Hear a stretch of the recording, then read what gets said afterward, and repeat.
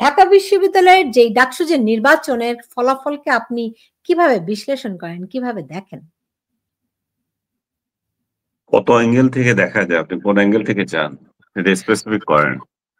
আপনি কোন অ্যাঙ্গেল থেকে দেখেন? আমি আপনার অ্যাঙ্গেল জানতে চাচ্ছি। আমার চাওয়া নয়। আপনি যে কয়টা অ্যাঙ্গেল দিয়ে দেখাতে পারেন দেখি আমরা আপনার লেন্সে দেখতে তো অসুবিধা নেই। আমার লেন্সে তো এটা একটা বিজয়। এটাতে বিস্মিত হওয়ার কি আছে? শিবির বিজয় হয়েছে।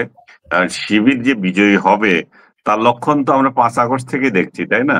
এটা তো নতুন কিছু না। ৫ আগস্ট থেকে বাংলাদেশের রাজনীতি যেভাবে পরিবর্তিত হয়েছে, এটাই তারই ধারাবাহিকতা। এখন আপনারা কেন এত, বা আপনি বলবো না, আমাদের অনেকে কেন এত বিস্ময় প্রকাশ করছে যে শিবির ঢাকা বিশ্ববিদ্যালয়ে চলে এলো? তা এখন কি এমন অবস্থা হয়েছে যে আওয়ামী লীগ মাঠে আছে বা ছাত্রলীগ মাঠে ছিল, এই অবস্থায় তাদেরকে পরাজিত করে শিবির হয়েছে? তাহলে আপনি বরং একটা কথা বলতে পারতেন, যেটার একটা যুক্তি ছিল। কিন্তু এখন যেগুলো আছে নিজেরাই তো আছে, যেগুলো আছে শিবির আর শিবির ভার্সাস শিবির, শিবির থেকে উন্নত কিছু তো এখানে কেউ ছিল না। এখন আপনার হয়তো মনে হতে পারে ছাত্র দলকে আপনি শিবির মনে করেন কিনা, আমি তো ছাত্র দলকে শিবির থেকে উন্নত মনে করার মতো ছাত্র দল গত ১ বছরে কিছু করে নাই। যদি মুক্তিযুদ্ধের ধারক বাহকের কথা আসে, ছাত্রদল কি করেছে? ছাত্রদলকে মুক্তিযুদ্ধকে ধারণ করে তারা গত ১ বছরে যে সমস্ত কর্মকাণ্ড করেছে, ৩২ নম্বর দখল নিলাম, তারেক ভাই কথা দিলাম, তো সেটা এরকম যদি তাদের রাজনীতি হয় এবং তারা যদি মুক্তিযুদ্ধকে অপমান করা নিয়ে কোনো একদিন টু শব্দ না করে এবং ইভেন তাদের রাজনৈতিক নেতাদেরকে অপমান করে শিবির যে সমস্ত স্লোগান দিয়েছে, সেই জায়গাতেও তারা পরাজিত। দুই একজন মুক্তিযুদ্ধের পক্ষে স্লোগান দিয়েছে, আমার তো এরকম মনে হয় না। তারা যেগুলো দিয়েছিল শিবিরকে গালি দিয়ে দিয়েছিল, শিবিরকে পাকিস্তানি, শিবিরকে অমুক তমুক, এগুলো তো আওয়ামী লীগও দিত। কিন্তু মুক্তিযুদ্ধের পক্ষে আপনারা কি স্লোগান দিয়েছেন?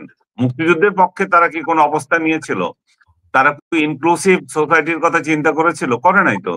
তারা একদলীয় ভাবে থাকতে চেয়েছিল। তারা চাচ্ছে যে শিবিরও না থাকুক, মানে আওয়ামী লীগ তো নাই, জামাতও না থাকুক। তারা এমন একটা সোসাইটি থাকতে চায় যেটাতে অতি সহজে তারা আগামী সংসদ নির্বাচনও যাতে জয়ী হয়ে যেতে পারে। তারা যেভাবে আমি জানি না, আমি এটা বারবার বলছি যে মানে বর্তমানে বিএনপি কেন আবার একটা নির্বাচনের দরকার মনে করছে, কারণ সর্বত্র ওরাই দখল করে রাখছে। সর্বত্র গ্রামগঞ্জে যে তাদেরকে যে বলা হয় টেম্পো স্টেশনের লোক, এই টেম্পো স্টেশন যত জায়গা আছে, আওয়ামী লীগের গুন্ডা পান্ডারা যত সব কাজ করেছে, যত জায়গায় চাঁদাবাজি করেছে, তোলাবাজি করেছে, দখলবাজি করেছে, সব তো একদম 100-100 এরা করছে। অন্যের বাড়ি দখল করা, অন্যের ঘর দখল করা, এবং পাতি নেতাগুলো, গ্রাম অঞ্চলে যে সমস্ত পাতি নেতাগুলো জড়িয়ে আছে শহর থেকেও বেশি, এই সমস্ত পাতি নেতাগুলো এক একটা, মানে কি বলবো, এগুলো বলা যায় না, এমন এমন পরিবার থেকে এসছে। এগুলাই যে উৎপাত করছে, এদের উৎপাতেও তো মানুষ বাঁচতেছে না। তো এদের উৎপাতের যে যন্ত্রণা, সেটা কি আপনি মনে করেন যে যদি বলা হয় যে মিনি পার্লামেন্ট, ডাকসুকে মিনি পার্লামেন্টে কি তার প্রতিফলন হবে না? সেটাই হয়েছে। এবং শিবির গত ১ বছর ধরে এমন কি কাণ্ড করেছে যেটাতে আপনি মনে হতে পারে যে ঢাকা ইউনিভার্সিটিতে তাদের আসা উচিত না। তারা ঢাকা ইউনিভার্সিটিতে এমন কোন সন্ত্রাস, এমন কোন বেয়াদবি কিছুই তো করে নাই। এখন আপনি হয়তো কিছু পাবেন, ইসলামিস্টদের পক্ষে ওরা অনেক কিছু করেছে, কিন্তু সেগুলো তো শিবির নাম ধরে করে নাই। যে সমস্ত মব অমুক তমুক হয়, শিবির তো খুব কৌশলে সেগুলোতে তাদের লোক ছিল। ৩২ নম্বর ভাঙ্গাতেও তাদের লোক ছিল। বঙ্গবন্ধুর মূর্তির উপর অপমান করা, নৃত্য করা, এগুলা তো তাদের লোক ছিল। কিন্তু আপনি কি বলতে পারবেন শিবির সেটা দলীয় ভাবে এটা কখনো স্বীকার করেছে? তারা তো করে নাই। বরং বিএনপির লোকেরাই প্রকাশ্যে দেখাচ্ছে যে আমরা ৩২ নম্বর ভেঙেছি, আমরা তারেক ভাই দখল নিলাম করতেছি। এই দখলে দখলে পুরো দেশটাকে ওরা দখল করে ফেলতেছে। এই দখলের সবচেয়ে বড় সহযোগী ওদের বিভিন্ন থানার ওসি, থানার পুলিশ। এই পুলিশ ওদেরকে সহযোগিতা করছে এইসব দখলবাজির রাজনীতি করতে এবং চাঁদাবাজি করতে। পুলিশকেও পাবে, ওরাও পাবে। ভুয়া মামলা যতগুলো আছে, ভুয়া মামলার ৯০% ইয়ে হচ্ছে ওরা। এই ভুয়া মামলাগুলো তো ওরাই দিচ্ছে। ভুয়া মামলা দিবে আর মানুষকে হয়রানি করবে। জামাত যায় জিজ্ঞাসা করতেছেও, ভাই কোনো অসুবিধা হচ্ছে কিনা 5 আগস্টের পরে, ঘরে ঘরে যাচ্ছে। পরের দিন এরা গিয়ে তার গরুটা নিয়ে আসতেছে। তো এদেরকে কেন মানুষ পছন্দ করবে? এদেরকে যে পছন্দ করছে না, সেটাই এখানে প্রতিফলিত হয়েছে। আপনি যদি বড় দাগে হিসাব করেন যে এরা স্বাধীনতার পক্ষে কোনো অবস্থান নেয় নাই, তাহলে স্বাধীনতার পক্ষ বিপক্ষ প্রশ্ন এখানে আসে না। স্বাধীনতার পক্ষে শক্তি যারা দাবিদার করে ছাত্রলীগ, তারা পলাতক, তারা এখানে এই রাজনীতিতে নাই। এখন কেউ কেউ ইয়ে করছে যে ছাত্রলীগ বোধহয় এদেরকে ভোট দিয়ে জিতিয়ে দিয়েছে, এটা এই তত্ত্ব শুরু হয়ে গেছে। ভাই, ছাত্রলীগ শুধুমাত্র ভোট দিয়ে যদি জিতাই দিতে হয় তোমাদেরকে, তার মানে তো ছাত্রলীগ তোমাদের জন্য খুব এসেনশিয়াল।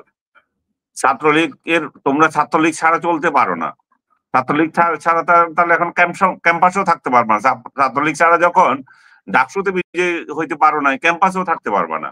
তো ছাত্রলীগের উপর দৌড় দিবে কেন? ছাত্রলীগ থাকলে তোমাদেরকে কেন ভোট দেবে? ছাত্রলীগ তোমাদেরকে ভোট দেওয়ার কি কারণ আছে? প্রথমে ধরে ধরে তো তাদের ছেলেদেরকে মেরেছো তোমরা। প্রথমে আহত করছো, কুপিয়ে মেরেছো। বেশি দিন হয় না, এতে ভোলাতে একটা ছাত্রলীগের ছেলে, ভোলা সহসভাপতি কি জানি একটা, সে বাবা অসুস্থ দেখতে এসেছে, ঘরে ঢুকতে তুমি দাও নাই। তোমরাই বা তোমাদের লোকেরাই তো কুপিয়ে মারেছো তাকে। এটা জামাত শিবির মারছে ওরা তো আমি শুনি নাই, বা জামাত শিবির মানলেও সেটা যে আমি সমর্থন করবো তা তো না। তো তোমরা বা জামাত শিবির মেরেছে বা অন্য কেউ মেরেছে, তোমরা কি সেখানে সিম্পেথাইজ হয়েছো? সিম্পেথাইজ হও নয় তো। তোমাদের মধ্যে তো মানবতা টোটাল উঠে গেছে। তোমরা যখন মানবতা উঠে যায়, তোমরা আর রক্কাটা পার্টির মধ্যে পার্থক্য কি? শিবিরের যে রক্কাটা পার্টি বলো, তোমাদের সাথে তো তাদের পার্থক্য নাই। এখন তোমরা যে রাজনীতি গত 1 বছর ধরে করেছো, তার প্রতিফলন এখানে পাবে। দ্বিতীয়ত আরেকটা জিনিস খেয়াল করবেন, শিবির কিন্তু আওয়ামী লীগের ছত্রছায়া বা ছাত্রলীগের ছত্রছায়া তাদের রাজনীতি কিন্তু কন্টিনিউশনই ছিল। তারা রাজনীতি থেকে যায় নাই, কিন্তু তারা আমরা যখন ডাকসুর সর্বশেষ ইলেকশনে ভোট দিলাম, সেটাতেও তাদের পার্টিসিপেশন ছিল। তারা প্রত্যেকবারই তারা নির্বাচনে অংশ নিয়েছে। তো আজকে এত বছর পরে তারা তো আওয়ামী লীগের ছত্রছায়ায় আরো বেড়েছে। তারা তো গোপন রাজনীতি করেছে, তারা তো এমন না যে রাজনীতি ছেড়ে গেছে, কিন্তু প্রকাশ্য রাজনীতি করেছে ছাত্র দল। সেখানে আমি তাদের বাহাদুরির প্রশংসাও করব, যে তারা যাই বলেন। আমি এই এই ঘটনা ঘটার মানে আগস্ট মাসেও অনেকটা টেলিভিশনে, অনেকটা অনলাইনে, সেই আগস্ট মানে 5 আগস্টের পরপরই আমি বলেছি এটা শিবিরের এখানে বড় ধরনের কন্ট্রিবিউশন আছে এই আন্দোলনে। শিবির এখানে বড় স্টেক হোল্ডার, যে যারা আজকে বড় বড় কথা বলতেছে, হেন করিয়েছি তেন করিয়েছি, বিপ্লব ঘটিয়ে দিয়েছি। শিবির ছাড়া এদের বিপ্লব করার কোনো ক্ষমতাই ছিল না। এবং এই ঘটনা এর আগেও বলেছি আমি, যখন এই গন্ডগোল চলতেছে তখনও বলেছি। কয়েকদিন আগেও আমার একটা স্ট্যাটাস ভাইরাল হয়েছে, বলতেছে যে আনিস আলমগীর এদেরকে গালি দিছে, যে বিএনপি জামাতকে, যে সন্ত্রাসের আশ্রয় নিয়ে তোমরা এটা করেছো। হ্যাঁ, তখন এখন কিন্তু ইয়ে দিচ্ছে, আর এখন ক্রেডিট নেওয়ার জন্য বলতেছে হ্যাঁ আমরা করেছি, অন্য করেছে। তো কে করেছে? এগুলো তো সন্ত্রাস ছিল না। এই যে আগুন লাগানো, রেল পোড়ানো, ওই পোড়ানো, সেই পোড়ানো, এমন একটা পরিবেশ তৈরি করা, সেটা তো সম্পূর্ণ একদম সন্ত্রাসী কার্যক্রম ছিল। আপনি যে এখানে তো গান্ধী স্টাইলে আন্দোলন করে আপনি বিপ্লব আনেন নাই, এখানে সন্ত্রাসী এনেছেন। তো সন্ত্রাস যখন আনেন তখন ক্রেডিট নিতে চান না। তখন শিবিরকে যখন আমি দায়ী করেছি, শিবিরও তখন আমাকে বলছে না আমরা কেন করবো, এটা কেন বলছেন? পরবর্তীতে যখন বিপ্লব হয়ে গেল তখন বলতেছে আমরা করেছি। আমি তো বাবা তোমরা যে করেছো সেটা তো আগেও বলেছি। তো আমি এখনো বলি যে শিবিরের এখানে ভূমিকা ছিল। এবং এই যে এই ভূমিকা পর্যালোচনা করে ছাত্ররাও দেখেছে, ঢাকা বিশ্ববিদ্যালয়ের ছেলেরাই তো এই আন্দোলনের মূলে ছিল, তারা দেখেছে কার কি ভূমিকা ছিল।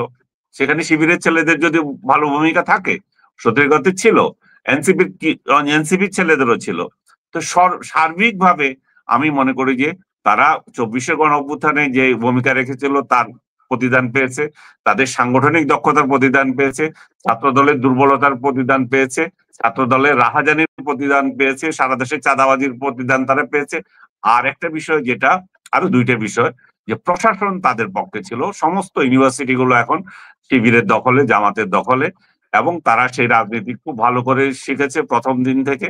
বিএনপি যখন টেম্পো স্ট্যান্ড দখল করছে, তারা ইউনিভার্সিটি দখলে ব্যস্ত ছিল। বিএনপি যখন হাট বাজার দখল করছিল, তখন তারা প্রশাসন সচিবালয় দখলে ব্যস্ত ছিল।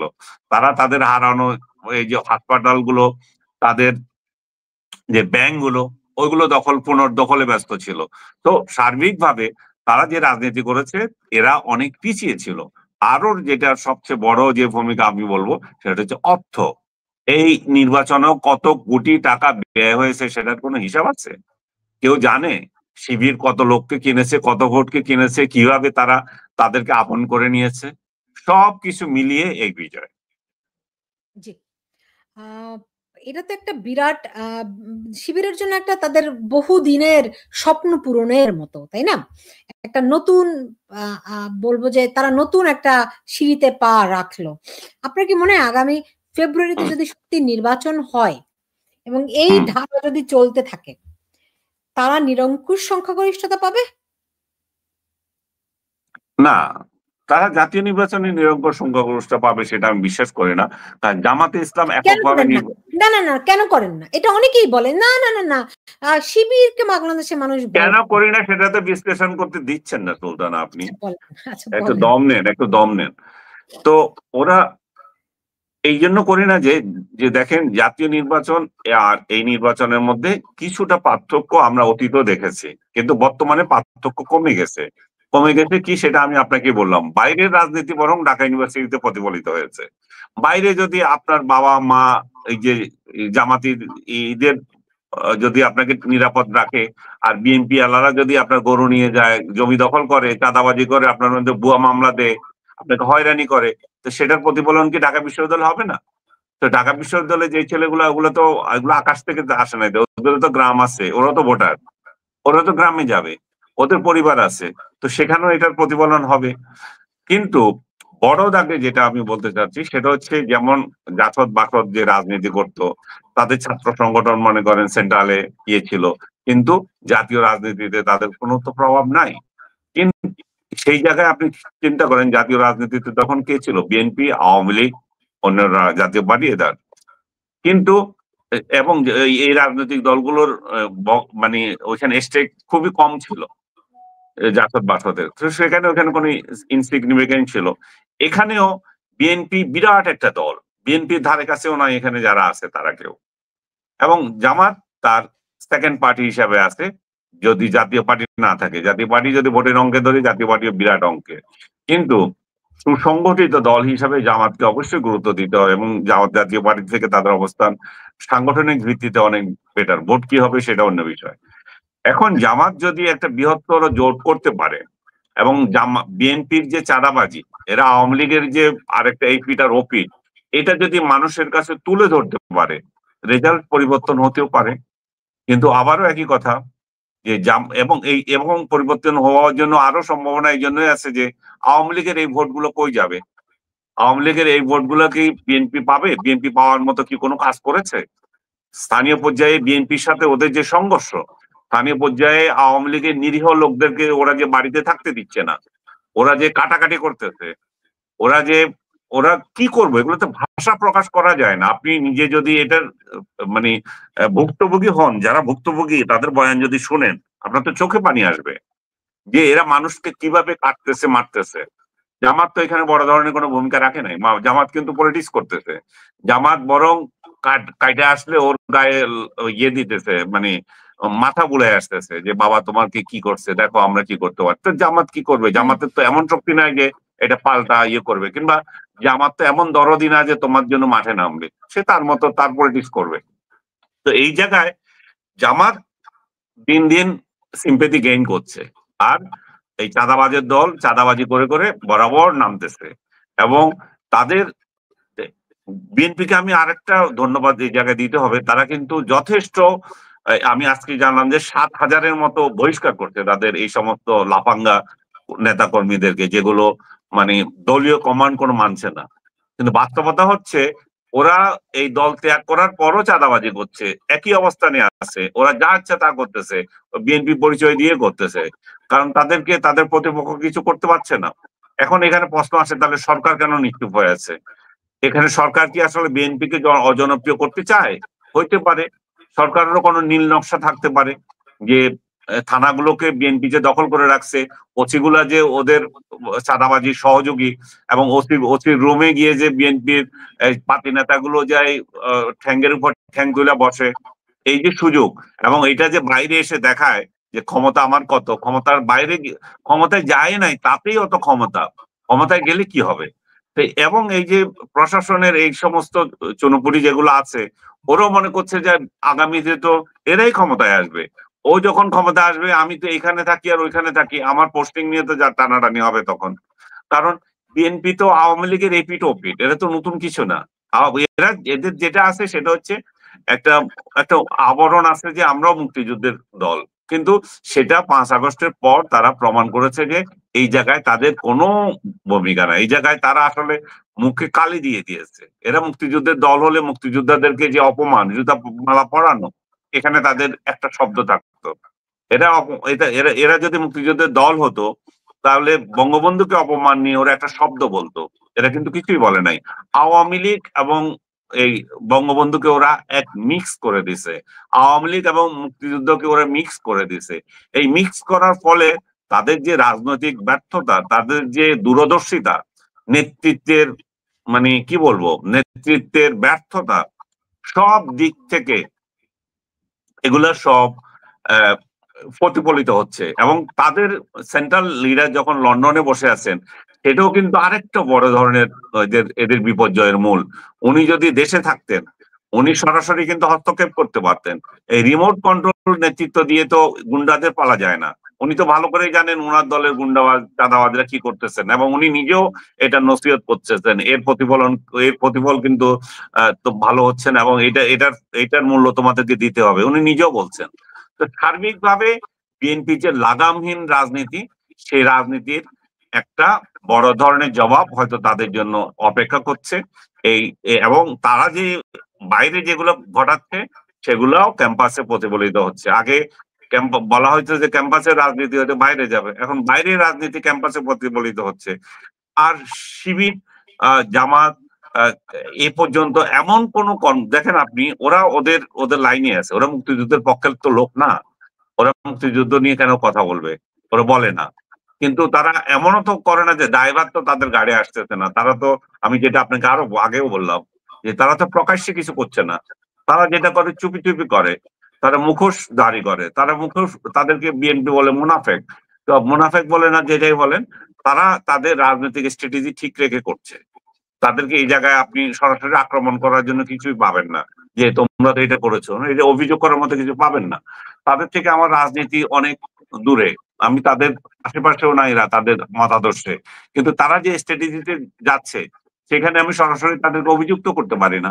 তার তো রাজনীতি এটাই। এখন সামনে রাজনীতি এমন পরিস্থিতি দাঁড়াবে, হয় মুক্তিযুদ্ধের পক্ষ শক্তি বিপক্ষ শক্তি, এবং মুক্তিযুদ্ধের পক্ষ শক্তি হওয়ার এত বিপুল একটা চান্স ছিল বিএনপি সেটা সম্পূর্ণ নিজের হাতে নিজে পায়ে কুড়াল মেরে সেটা শেষ করে দিয়েছে। আওয়ামী লীগ যেখানে পলাতক, সেখানে এই শূন্য স্থানটা তারা নিতে পারতো।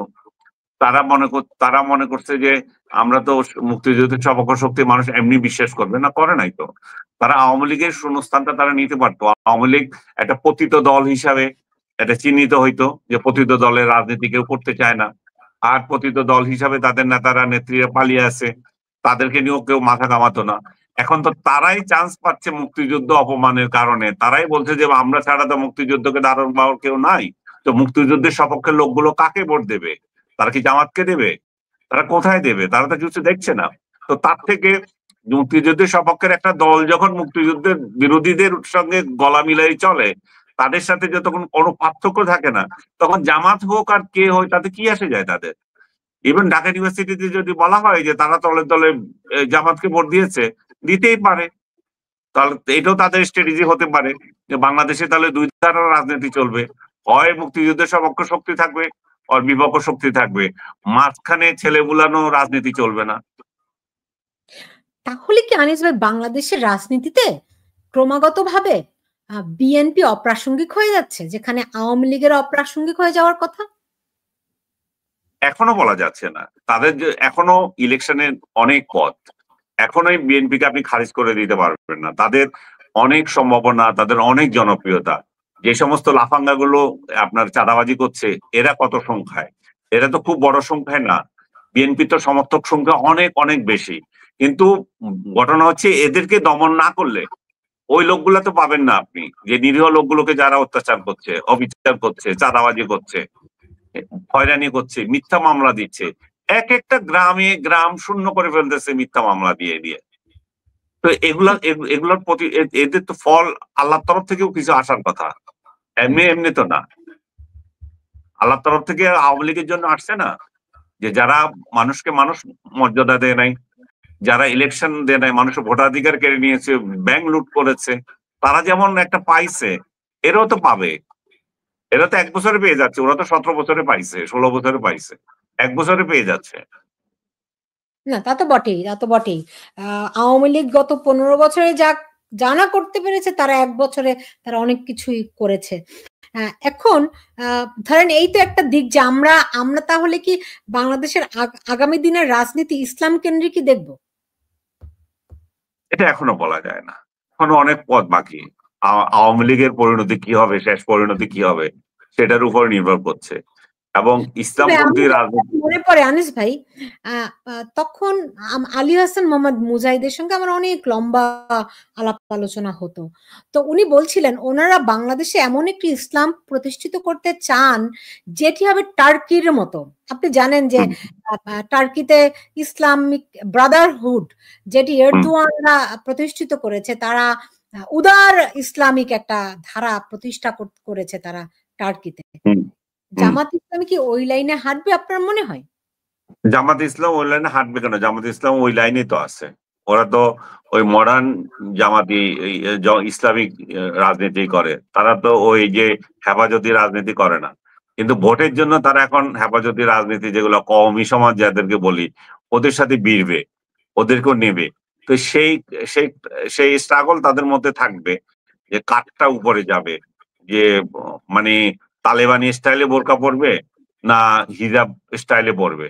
এটা এখন এখন তো তারা হিজাব নিয়ে প্রশ্ন তুলছে, হিজাব পড়তে হবে।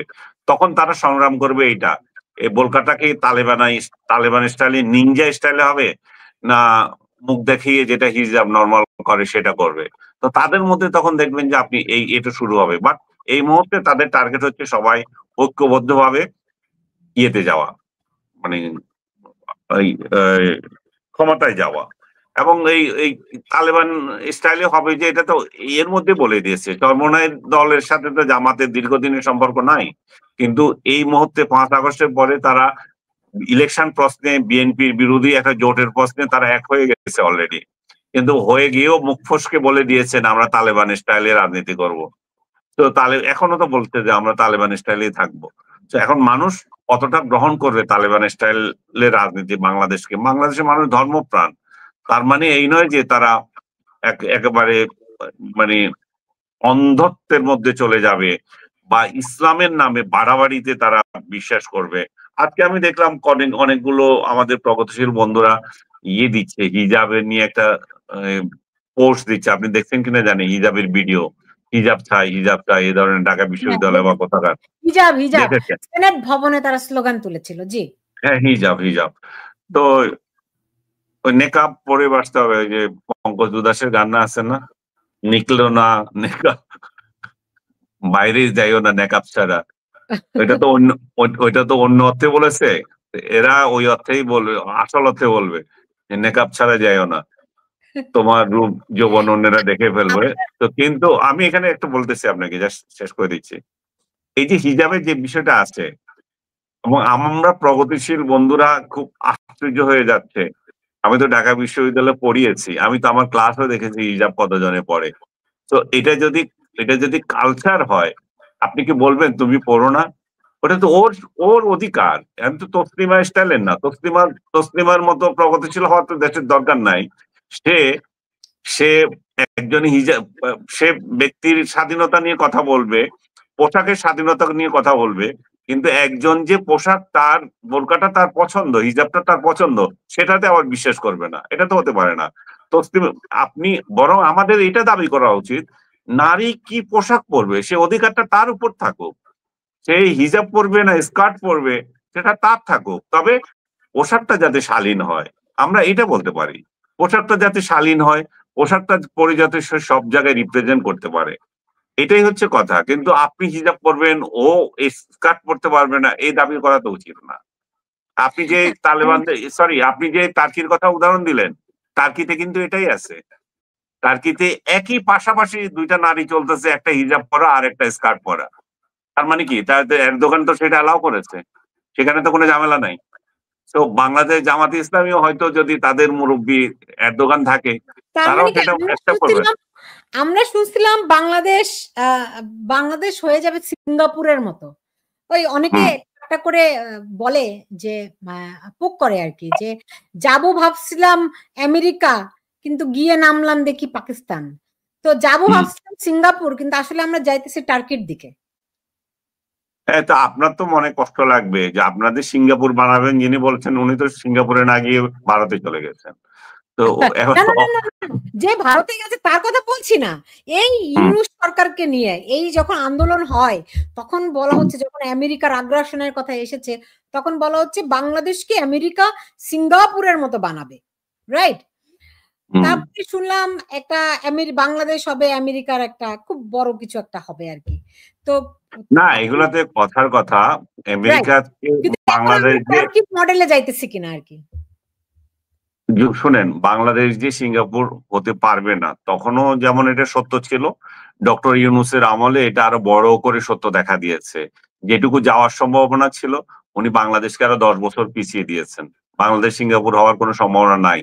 আগামীতেও যারা ক্ষমতা আমি আসবে। আপনার সঙ্গে কথা একমত না, কারণ আমার মনে আছে, আপনার নিশ্চয়ই মনে আছে, আপনার কি যেন কামরুল ইসলাম সিদ্দিক এলজিইডির ইঞ্জিনিয়ার ছিলেন, আপনার নিশ্চয়ই মনে আছে, মারা গেছে। মনে আছে আমার। রাইট, মানে বাংলাদেশের যে এলজিইডি তে যে যত বৈপ্লবিক পরিবর্তন উন্নয়ন ওনার হাত ধরে এসেছে, উনি আমাকে বলছিলেন যে 70-এর দশকে বা 80-র দশকে সিঙ্গাপুরের লোকেরা বাংলাদেশে এসে দেখতো যে বাংলাদেশ কেমন করে উন্নয়ন করছে। এটা ওনার চাপাবাজি ছিল, এগুলো ফাউল তত্ত্ব ছেড়ে গেছেন, উনি মরে গেছেন, ওনাকে নিয়ে টানাটানি করেন না। উনি যে মডেলে করেছেন, খালের উপর দিয়ে চিপা চিপা কি বলে কালভার্ট বানাইছেন, ওগুলা জাহান্নাম বানাইছেন, ওইগুলোর জন্য বাংলাদেশের উন্নয়ন আরো জাহান্নাম হচ্ছে। আপনি সিঙ্গাপুরের ইতিহাসটা দেখেন না, সিঙ্গাপুর তো মানে কত মানে এত এত এত উন্নয়ন তো ওই সময় ছিল না ভাই। সিঙ্গাপুর আর বাংলাদেশের জন্ম একই সময়ে, কিন্তু সিঙ্গাপুর উন্নয়ন হয়েছে তাদের নেতৃত্বের কারণে। তাদের নেতৃত্ব সেরকম আছে, তারা তো ওরকম নেতৃত্ব তৈরি করেছে। নাই ভাই, গণতন্ত্র না থাকলে এই তো আপনারাও একটা গণতন্ত্র না দিতেন, আপনারাও তো একদলীয় তন্ত্র চাচ্ছেন না, আপনারা একদলীয় তন্ত্র দেন, তাহলে দেখবেন যে এদেশে হবে। মাহাতির করে নাই, করছে তো। বাংলাদেশে তো যেটুকু উন্নয়ন হয়েছে, বাংলাদেশের মানুষের ভালো লাগেনি। লাগবে কেন? বাংলাদেশের মানুষ কথাও বলতে চায়, আপনারা তো কথাও বলতে দেন না, গুমখুন করে না। ওটা কি গুমখুন করছিল? আপনি খুশি রাখেন না। মিডল ইস্টের দেশগুলোতে একদলীয় তন্ত্র নাই, খালি ওইগুলো দেখেন কেন? মিডল ইস্টে কি আছে? ওগুলো তো একদলীয়, একদল। তো ভাই, আমাকে একদল করো, আমার খাওয়ার পয়সা দাও, আমার বিয়ের পয়সা দাও, আমার শিক্ষার পয়সা দাও, খাও না। কিন্তু তোমরা তো নিজেরাই খাও শুধু। না না না না না আনিস ভাই, তাতেও কি মানুষ সন্তুষ্ট? আপনি গাদ্দাফির কথা ভুলে গেছেন। লিবিয়াতে মানুষকে বাড়ি ভাড়া দিতে হতো না, তাদের একটি পয়সা খরচ হতো না, রাইট? লিবিয়াতে এই গাদ্দাফিকে কি তারা খুব নিষ্ঠুর ভাবে উৎখাত করেনি? একই কারণ তো ইরাকে হয়েছে, সেটা তো আপনি জানেন, আমার প্রত্যক্ষ অভিজ্ঞতা আছে। মানুষকে খুশি করলেই যে এই ঘটনাচক্রে আপনি পড়বেন না তা তো নয়। না, এখানে বিদেশের নজর দেখতে হবে, বিদেশি নজর আছে কিনা। আমেরিকার নজর ছিল সাদ্দামের উপর, আমেরিকার নজর ছিল গাদ্দাফির উপর, আমেরিকার নজর তো সৌদির উপর নাই, ইউএইর উপর নাই। তো সেই জন্য এটা পেরেছে। তো ওরা ওদেরকে ভ্যাট দিয়ে চলতে হয়। কিন্তু কথা হচ্ছে যে আপনার জনগণও আপনাকে চায় কিনা, আপনার জনগণকে আপনি সন্তুষ্ট করতে পারছেন কিনা। ওই দুইটা তো যুদ্ধে শেষ হয়ে গেল, ওরা যুদ্ধে ছিল। ওর কি দরকার ছিল ইরানের সাথে 9 বছর ধরে যুদ্ধ করে ফকির হয়ে যাওয়ার? তো ওদেরও দোষ আছে, ওটা অন্য প্রসঙ্গ, ওইগুলো আমরা না যাই। আমি বলি যে আপনি যদি সত্যিকার অর্থে গণতন্ত্র, আপনি যদি সত্যিকার অর্থে উন্নয়ন দিতে পারেন, মানুষের পেটে ভাত দিতে পারেন, মানুষ গণতন্ত্রের তোয়াক্কা করে না। কিন্তু আপনি গণতন্ত্রও দেবেন না, আপনি পেটে ভাতও দিবেন না, আপনি চুরিও করবেন, আপনাকে কেন গ্রহণ করবে? করবে না তো। আপনার উন্নয়ন তো সব আপনার চাটাদের দলে, আপনার লোকদের দলে, আপনার আত্মীয় স্বজন। তো এগুলো এটাকে কে মানবে?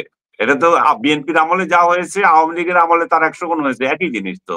তো এরকম যদি এখন ধরেন জামাতের সামনে একটা নতুন সুযোগ এসেছে, এই যে পুঁজিবাদী রাজনৈতিক দল কিংবা আওয়ামী লীগ বিএনপিকে তো আমরা দেখলাম অনেক বছর, তো তাদের সামনে যে নতুন সুযোগ এসেছে ইসলামিক শাসন কায়েম করার, হ্যাঁ, জামাত, তো আপনার কি মনে হয় এটা বাংলাদেশের মানুষের মনে নতুন এক আশা তৈরি করবে? এই দুর্নীতি থাকবে না, মানুষের পেটে খাবার থাকবে, এরকম একটা পরিস্থিতি কি আমরা বাংলাদেশে? আমি জানি না তাদের ক্যাম্পেইন কি হবে, কি করতে পারবে, কিন্তু সবচেয়ে বড় যে বিষয়টা তাদের জরুরি দরকার সেটা হচ্ছে 71 সালের জন্য হাত জোর করে ক্ষমা চাওয়া। 71 সালের জন্য দলীয় ফোরামে রেজুলেশন আনা যে 71 সালের রাজনীতি আমরা ভুল করেছি। ওইটা যতদিন করবে না তারা, জিন্দিগিতেও তারা ক্ষমতায় যেতে পারবে না। তারা ক্ষমতায় যাবে ওদের জোর করে। না আনিস ভাই, আপনি যে এই কথাটা বলেন, আমি এই প্রশ্নটা আপনাকে করেছিলাম, অনেকেই অনেকবার অনেকেই বলেন যে জামাত ক্ষমতায় যাওয়ার মতো পরিস্থিতি হয় নাই বাংলাদেশে, জামাত এখনো ক্ষমতায় যাওয়ার মতো পরিস্থিতি, জামাত ক্ষমতায় যাওয়ার মতো পরিস্থিতি আছে যদি 71 মীমাংসা করে। 71 মীমাংসা করলে তাদের বহু নেতা আছে নেতৃত্ব গুণের জন্য, সততার জন্য, এদেরকে মানুষ পছন্দ করবে। কিন্তু ওরা যদি 71 সালকে ভুলে মানে অস্বীকার করতে চায়, ওরা যদি ওই খুন গুণ হারাম ধর্ষণের রাজনীতিকে এখনো আপন করতে চায়, ওইটাকে আপন করতে চায়, ওটাকে কাঁধে নিতে চায়, তাহলে ওরা পারবে না। ওরা ওরা তখন তখন মানুষ মরিয়া হয়ে ওদেরকে ভোট দেবে না, তখন তারা বিকল্প খুঁজবে। হয়তো বা তারা এরকম কোনো একটা দল এরকম কোনো পরিস্থিতিতে আসতে পারে, কিন্তু কয় মাস টিকবে তখন? তখন তখন তাদের স্থায়িত্ব নিয়ে প্রশ্ন আসবে। মুক্তিযুদ্ধকে অস্বীকার করে বাংলাদেশে কোনো রাজনৈতিক দল দাঁড়াতে পারবে না। বিএনপিও যদি দাঁড়াতে হয় মুক্তিযুদ্ধকে ধারণ করে দাঁড়াতে হবে, সত্যিকার অর্থে মুক্তিযুদ্ধকে ধারণ করতে হবে। তরি মাছ না পুঁটি পানি, ওই ধরনের মুক্তিযোদ্ধা হলে হবে না।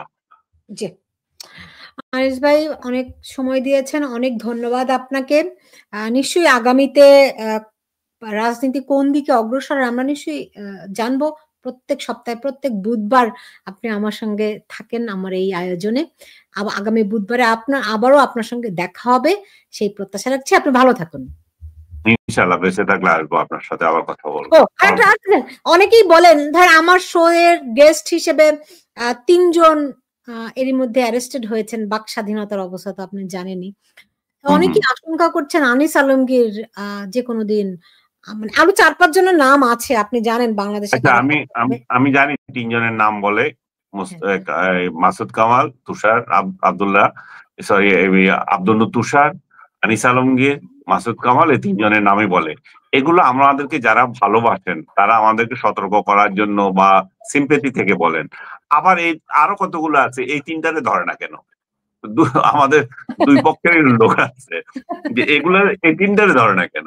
তো কতগুলো দোয়া করছে যে আমাদেরকে জেলে ঢুকিয়ে দেওয়ার জন্য, আর কতগুলো দোয়া করছে যে আমরা যাতে কথা বলতে পারি। তো আপনিও দোয়া করবেন যাতে সত্যের পথে থাকতে পারি এবং যাতে কথা বলার মতো থাকতে পারি। এবং সবচেয়ে বড় কথা হচ্ছে আমি জানি আমি কি করছি। আমি যদি কোনো দুর্নীতি না করি, আমার যদি কোনো চাওয়া পাওয়ার যদি না থাকে, আমার যদি রাজনৈতিক দুর্গন্ধ না থাকে, সম্পৃক্ততা না থাকে, তাহলে মুক্তিযুদ্ধের পক্ষে কথা বলার জন্য, বঙ্গবন্ধুর পক্ষে কথা বলার জন্য কেউ যদি টার্গেট করে তো করুক, তাহলে সেটাতে তো আর কোনো ইয়ে নাই। মানুষের পক্ষে কথা বলার জন্য যদি করে, কিন্তু যদি গ্রেফতার করতে হয় অবশ্যই সেটার একটা রিজন তো দেখাতে হবে। রিজনটা কি সেটা তো আমি নিজে খুঁজে পাই না। আমাকে কেন, আমি কথা বলার জন্য তো কাউকে তো আপনি গ্রেফতার করতে পারেন, আপনাকে একটা হত্যা মামলা দিয়ে দিবে। হ্যাঁ সেটাই হচ্ছে বিষয়। এখন যে হত্যা মামলা একটা দিয়ে দিল, মামলা আইনে দিয়ে দিবে একটা, হ্যাঁ দিয়ে দিল, তো তখন আপনারা দেখবেন, জাতি তো দেখবেন, এবং এই দিন নয় আরো দিন আসবে, এই দিন তো শেষ হয়ে যাবে না। শেখ হাসিনা যাদেরকে জেলে ঢুকিয়ে দিয়েছিল অনেকে তো বেরোবে জীবনে স্বপ্নেও দেখে নাই। তো উনি কি পেরেছেন সবাইকে ধরতে মারতে শেষ করে দিতে?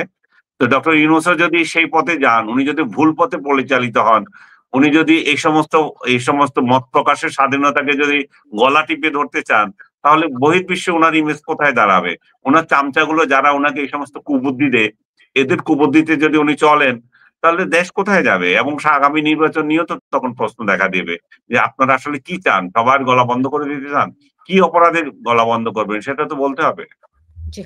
যাই হোক, এগুলো আপনার হাইপোথিসিস বলে কোনো লাভ নাই। আমরা শুভ চিন্তা করি, আমরা চাই যে ফেব্রুয়ারি ইলেকশন তার যাতে যথাযথ হয়।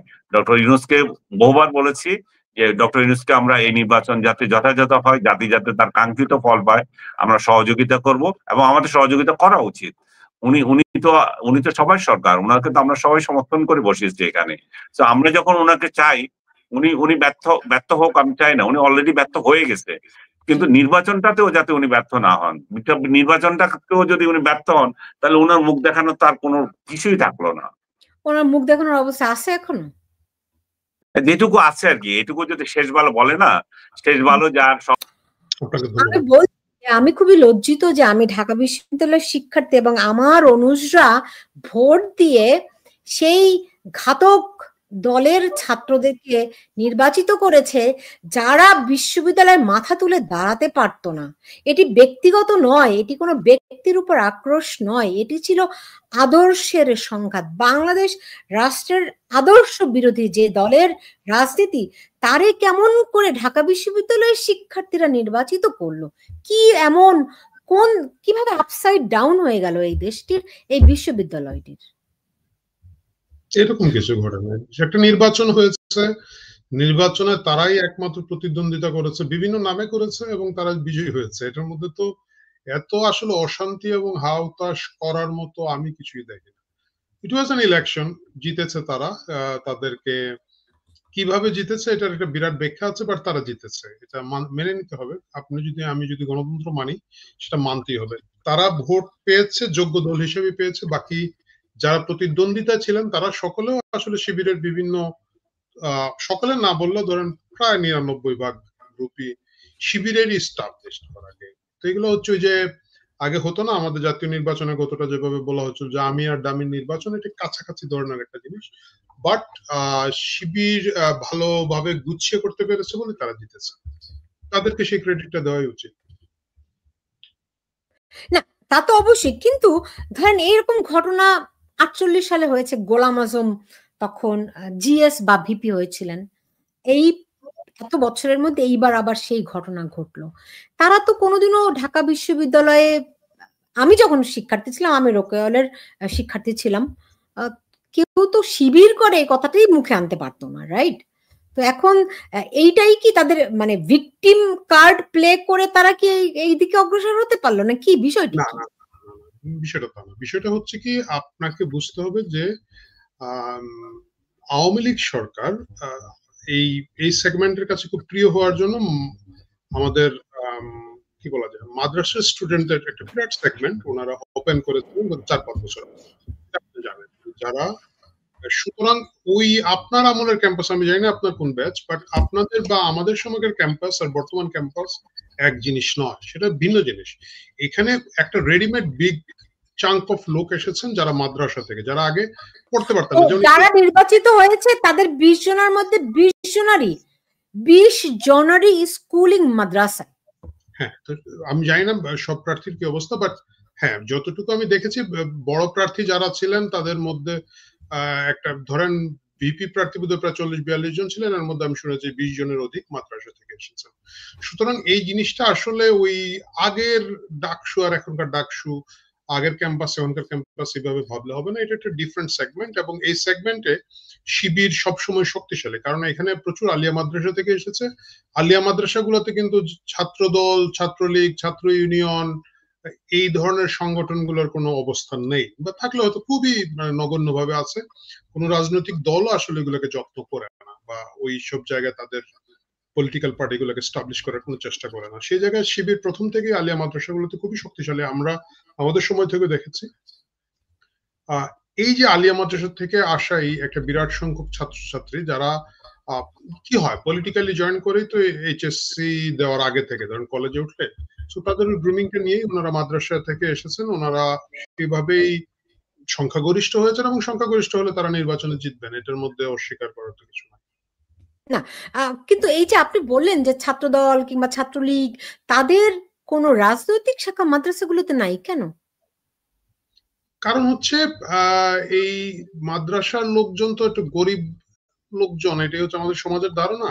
তো আর বাকি সংগঠনগুলো হচ্ছে বড় লোকের সংগঠন, তো তারা আসলে কখনো এইভাবে মনোযোগ দেয় না। মানে মাদ্রাসার ছাত্রদেরকে মানুষ মনে করার অভ্যাস আমাদের মধ্যবিত্তের মধ্যে অনেবারে ছিল না।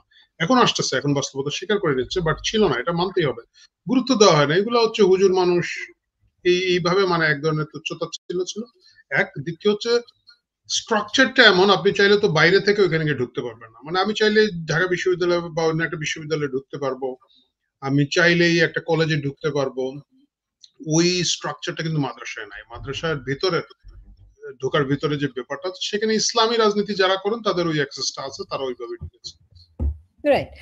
ধরেন ভেরি ইন্টারেস্টিং একটা প্রশ্ন যদি আপনাকে করি, ধরেন শিবির জিতার পরে পাকিস্তানের জামায়াতে ইসলাম তাদেরকে অভিনন্দন জানিয়েছে। তো ধরেন কোনোভাবে এই নির্বাচনে জিতলো, ছাত্রদল জিতলো, হ্যাঁ, এবং ভারতে একটি দল তাদেরকে অভিনন্দন জানালো, ব্যাপারটা কেমন হতো? দুটো দুই জিনিস। যেমন ধরেন ছাত্রদল জিতলে কি হতো, ছাত্রদল জিতলে ধরেন তারেক রহমান লন্ডন থেকে একটা অভিনন্দন জানালেন, এটা খুব স্বাভাবিক। কারণ হচ্ছে তারেক রহমান লন্ডনে থাকলেও ছাত্রদল বাংলাদেশে থাকলে তাদের মধ্যে সম্পর্ক আছে। তারা না, ভারতের কোন রাজনৈতিক দল যদি অভিনন্দন জানায়, ভারত জানাবে কেন? ভারত জানাতে পারবে না, কারণ হচ্ছে আপনাকে তো একটা মানে আপনার কানেক্টিভিটির ব্যাপার আছে। এই তো বললাম, মানে এখন ছাত্রদল জিতলে তো সজীব ওয়াজেদ জয় অভিনন্দন জানাবেন না আমেরিকা থেকে, এটা জানালে লন্ডন থেকে তারেক রহমান জানাবেন, তার সংগঠন। আবার ছাত্রলীগ জিতলে সজীব ওয়াজেদ জয় হয়তো আমেরিকা থেকে অভিনন্দন জানাতে হবে, তার সংগঠন। একইভাবে জামাত শিবির জিতলে পাকিস্তান থেকে অভিনন্দন জানাবে, এটা তাদের সংগঠন। এই মানে জামাত ইসলামেরই তো একটা শাখা বাংলাদেশ। এটা খুব অস্বাভাবিক কিছু না। হয়তো কমিউনিস্ট পার্টি জিতলে হয়তো কোনো অন্য একটা দেশের কমিউনিস্ট পার্টি তাদেরকে অভিনন্দন জানাতো।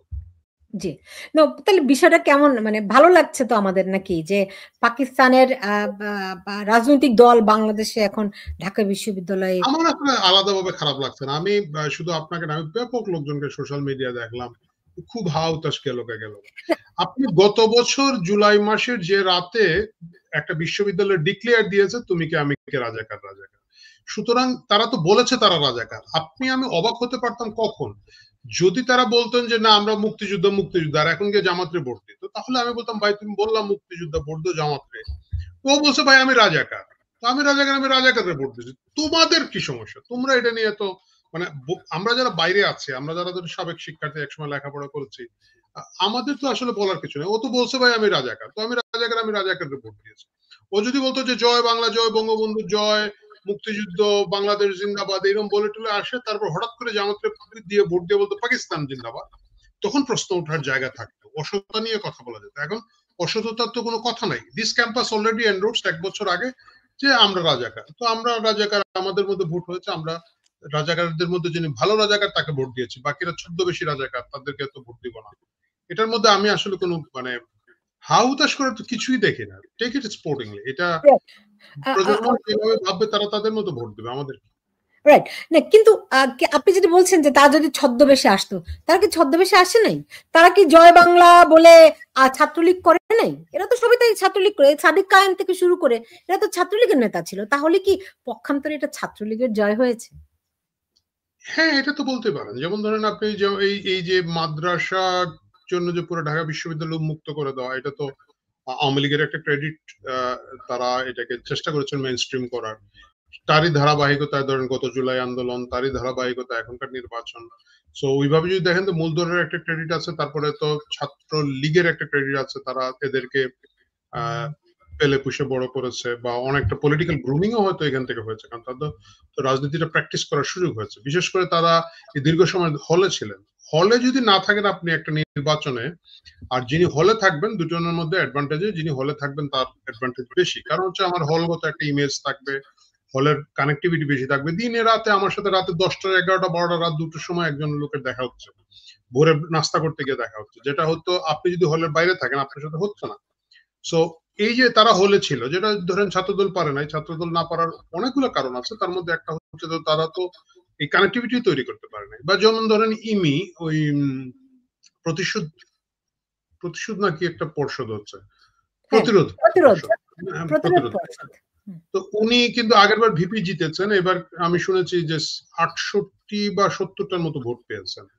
কারণ কি? কারণ উনি কিন্তু এখন আর হলে নাই, উনি মানে দীর্ঘদিন ধরেই নাই, উনি একটু সিনিয়র বোধ হয়। তো ওই যে কানেক্টিভিটিটা ছুটে গেছে, তো এই জায়গাটা তো তারা সুবিধা পেয়েছেন। অনেকগুলো সুবিধার মধ্যে এটাও একটা বিরাট সুবিধা যে তারা ছাত্রলীগ হয়ে এতদিন হলে ছিলেন, থাকার কারণে তাদের কানেক্টিভিটিটাও তাদের কাজে লেগেছে। রাইট। ফলে কৃতিত্ব, এই বিজয়ের পিছনে বড় কৃতিত্ব ছাত্রলীগের। এটা কমপ্লিটলি হচ্ছে জামাত শিবিরের তাদের নিজস্ব কৃতিত্ব। তারা অ্যাজ এ প্যারাসাইট বলেন বা যেভাবেই বলেন যে ওইখানে গুপ্ত ছিল, লুকিয়ে ছিল। এখন লুকিয়ে ছিল তো আর ওই লোক তো আর জেনে শুনে তো তাকে কৃতিত্ব ছাত্রলীগে দেওয়া যেত যদি ছাত্রলীগ জেনে শুনে এদেরকে রাখতো যে না ঠিক আছে এই বিপদের সময় তোমরা আমাদের সাথে থাকবা, গোপনে থাকবা, পরে তোমরা চলে যাবো। তা তো করে না।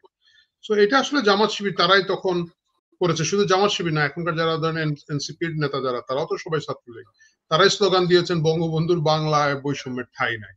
এটা দিয়ে দিয়ে দিয়ে দিয়ে তারা একটা পর্যায়ে নিয়ে গিয়েছেন। নিয়ে গিয়ে তারপরে তারা মূল বৈষম্য কারে বলে কত প্রকার কি গত 1 বছর ধরে আমাদেরকে দেখাচ্ছেন।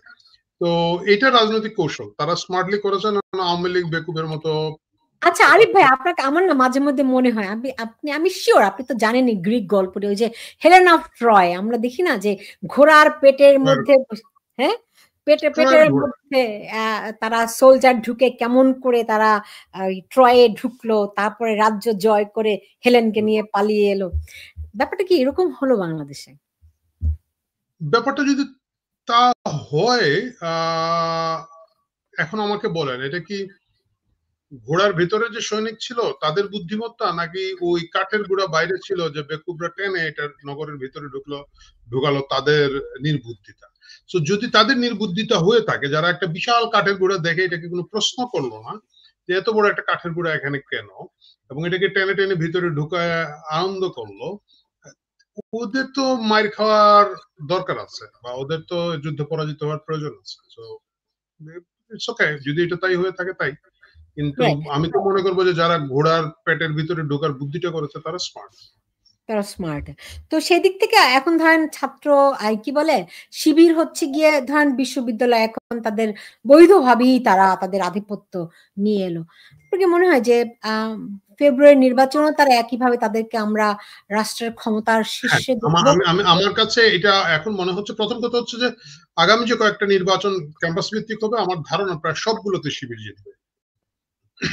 এটা হচ্ছে আমার প্রাথমিক প্রেডিকশন। আমারও তাই ধারণা। ফেব্রুয়ারিতে যদি নির্বাচন হয়, যদি এখানে একটা বিরাট প্রশ্ন, যদি নির্বাচন হয় সেই নির্বাচনে আমার এখনকার ধারণা জামাত সরকার গঠন করার মতো যথেষ্ট ভোট পাবে, অন্তত কাছাকাছি চলে যাবে যদি খুব বড় কোনো অঘটন না ঘটে রাজনীতিতে।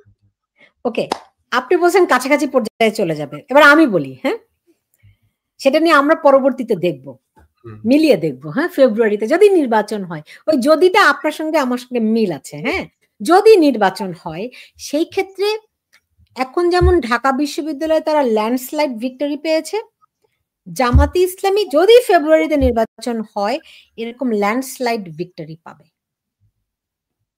হ্যাঁ সেটা তাই, মানে আমি আপনার সাথে দ্বিমত করছিলাম। মানে ল্যান্ডস্লাইড বলতে এখানে যে খুব ল্যান্ডস্লাইড হয়েছে তা কিন্তু না, কিন্তু জামাত সরকারে চলে আসবে আগামী নির্বাচনে এখনকার পরিস্থিতি থাকলে সেটা ঠিক। মানে ল্যান্ডস্লাইড বলতে আপনি যদি মনে করেন যে 200, আমি বলছি তারা নিরঙ্কুশ সংখ্যাগরিষ্ঠতা পাবে যাতে করে রাষ্ট্রের আইন তারা বদলাতে পারে। এককভাবে তারা আসবে, বা মানে তাদের যে সেটআপ না এককভাবে মানে কি 151টি আসন নিয়ে আসবে তা না, আমি বলছি তারা নিরঙ্কুশ সংখ্যাগরিষ্ঠ 2/3 আসন নিয়ে তারা আসবে। তা হতে পারে, কারণ হচ্ছে কি আপনার যদি একটা নির্বাচন যদি কেউ কোনোভাবে ম্যানেজ করে, সে তো আর 151তে রেখে ম্যানেজ করবে না, তাই না? সে তো চেষ্টা করবে যতটুকু পারা যায় বিজয়টা এমন ভাবে নেওয়া, ধরেন 200 আসনের বেশি হলে সংবিধানটা পরিবর্তন করতে পারবে, আর সেই সুযোগটা তৈরি হবে। এবং সে তো মানে আমি হলে কি করতাম, আমি কি বলবো যে না আমি অল্প নিব বেশি নিব না? ভাই আমার যদি ক্ষমতা থাকে আমি তো 200 কেন 300 নেব। তো 300 না নিলেও ওই রকমই হয়তো 200 প্লাসে চলে যেতে পারে। সো সেরকমটি যদি হয় তো বিএনপি তো তারা এখনো মনে মনে আশা করছে তারা সরকার গঠন করবে, তারা বিরোধী দলে চলে যাবে। তারা কি সেটার জন্য প্রস্তুত, নাকি এখনকার মতো যেমন তারা মেনে নিচ্ছে? আশা করে না করে কি আসা যায়? ভিপি নুরও তো আশা করে প্রধানমন্ত্রী হবে, এখন নাহিদ আশা করে প্রধানমন্ত্রী হবে। তারপরে একটা দেখলাম কি জনকল্যাণ পার্টি আছে, ওয়ান ম্যান ওয়ান পার্টি, ও মাইক নিয়ে চিল্লায় ছেলেটা, কি যেন নাম, যাই হোক সে তো বলছে খায়রুল সামথিং। তো সে বলছে যে আমি প্রধানমন্ত্রী পদপ্রার্থী, একলা একটা ব্যানার টেনা নিয়ে মাইক নিয়ে। তো আশা যে কেউ করতে পারে, আশা তো যে কেউ যারা রাজনীতিতে থাকে সকলেই থাকবে। আপনার আশা করার, স্ট্র্যাটেজি করা, ভোট পাওয়া, ভোট গুছিয়ে বাড়ি তোলা, দুটো মানে জিনিসগুলো তো আলাদা আলাদা। এই মুহূর্তে বিএনপির যে অবস্থা, সেই অবস্থায় বিএনপি আগামী নির্বাচনে জামাত আলাদাভাবে যদি নির্বাচন করে, বিএনপি যদি জামাতের সাথে জোট না করে, তাহলে আমি ঠিক কনফিডেন্ট না যে বিএনপি জিতবে।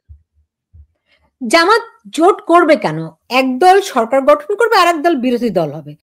জোট করলে সরকার গঠন কিভাবে করবে? না, জাতীয় সরকার করবে। দল তো কম না, বিরোধী দল হওয়ার জন্য তো আরো অনেক লোক আছে, মানে সেটাও হতে পারে। কিন্তু it's too early two comment, কিন্তু রাজনৈতিক দল তো কম না, তাই না? আচ্ছা, বুঝতে পারছি। অনেকেই বলছে এই যে শিবির ক্ষমতায় এসেছে, এবার হিজাব পড়তে হবে, মানে এত আতঙ্কিত হওয়ার কি কিছু আছে? তাদের তো সুযোগ দেওয়াই তো উচিত নাকি? না না, মোটেও আতঙ্কিত হওয়ার কিছু নাই। আমি মনে করি ক্যাম্পাসে এমন কিছুই ঘটবে না, কারণ এটাকে তারা খুব একটা নির্বাচন পর্যন্ত বিশেষ করে একটা লিবারেল লুক দিয়ে রাখবে। আপনি দেখবেন যে শিবির থেকে একটা মেয়ে নির্বাচন করেছে, হ্যাঁ, সে মাথায় কিন্তু ঘুমটা দেয় না। এটা কল্পনাই করা যেত না 80-90 দশকে আমরা যখন শিবিরকে দেখেছি। মানে শিবির একটা মেয়ের সাথে কথাই বলতো না ক্যাম্পাসে। দ্যাট ওয়াজ তাদের গ্রুমিং, তাদের অবস্থা।